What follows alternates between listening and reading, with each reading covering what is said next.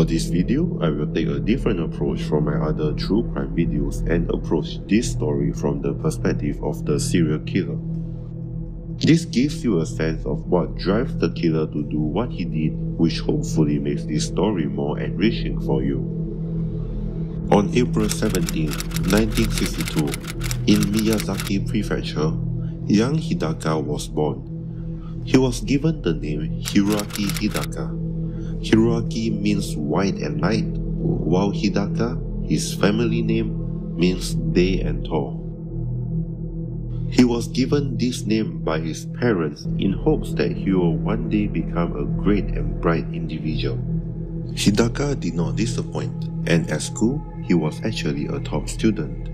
Apart from excelling in his academics, Hidaka was also very good at sports, and in fact, he was the captain of the baseball team in his elementary school.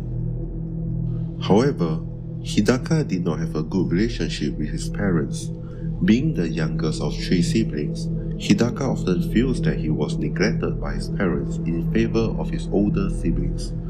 The relationship strain between him and his parents had affected him during high school, and after graduating, he was unable to make it to his dream school, the University of Tsukuba, a prestigious university in Japan. He had to settle for a less prestigious university, Fukuoka University. Hidaka had an arrogant personality, and knowing that he used to be a top student, he feels that he does not deserve to be in a university like Fukuoka University and deserve only the best. Hence, he started taking education less seriously and eventually dropped out of university without any plans in mind. At this point, he had lost his dream of becoming a teacher. He began doing odd jobs in order to earn an income which he then spent on alcohol and prostitutes.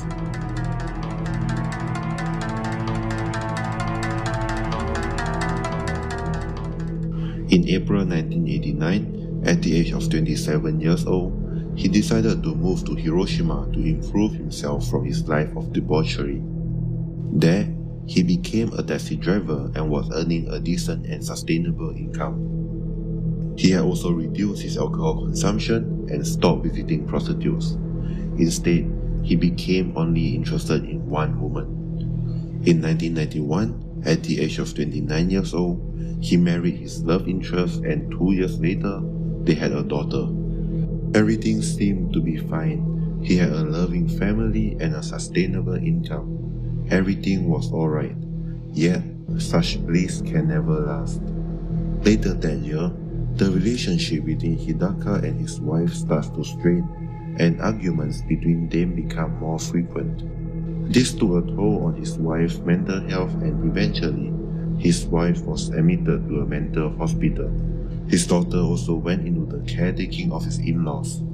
He had lost his family. From this point onwards, things took a turn for the worse, as he fell back into debauchery, using up all his savings and borrowing money to drink and for prostitutes.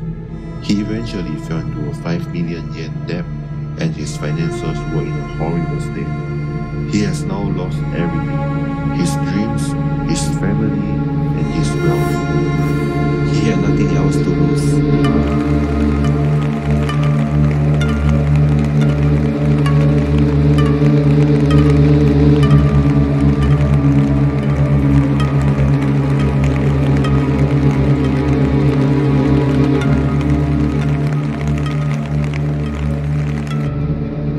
One night, while Hidaka was resting in his taxi, recovering from his tough day of work, a young girl, Rie Miyagi, approached him. She offered him prostitution services, and Hidaka, now back to his ways of debauchery, accepted and invited her to his taxi to find a hotel.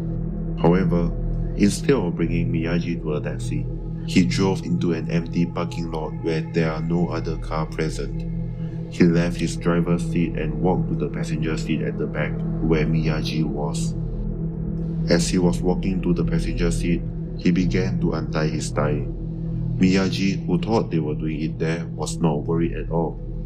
He opened the car door and slowly approached Miyagi. While Miyagi was distracted by his approach, Hidaka wrapped the tie around her neck and pulled tightly.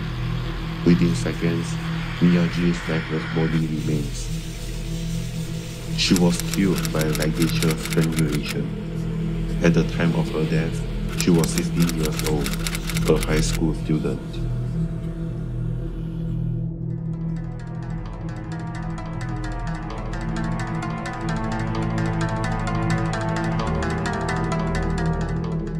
After strangulating her, Hidaka scrambled through Miyagi's belongings and took all her cash, amounting to 50,000 yen. He drove his taxi, with her body still at the back, to a forested area. There, he started digging up all the dirt with his hands to create a hole large enough to fit her body, and then buried her, hoping that her body will never be found. Over the course of the next 5 months, Hidaka strangled and robbed 3 other prostitutes and buried them around Hiroshima. In total, he stole about 120,000 yen from the victims. On 21st September 1996, pieces of evidence against Hidaka were found and he was finally arrested. Hidaka was convicted of the murder of the 4 women. He was given the death sentence and hanged on 25th December 2006.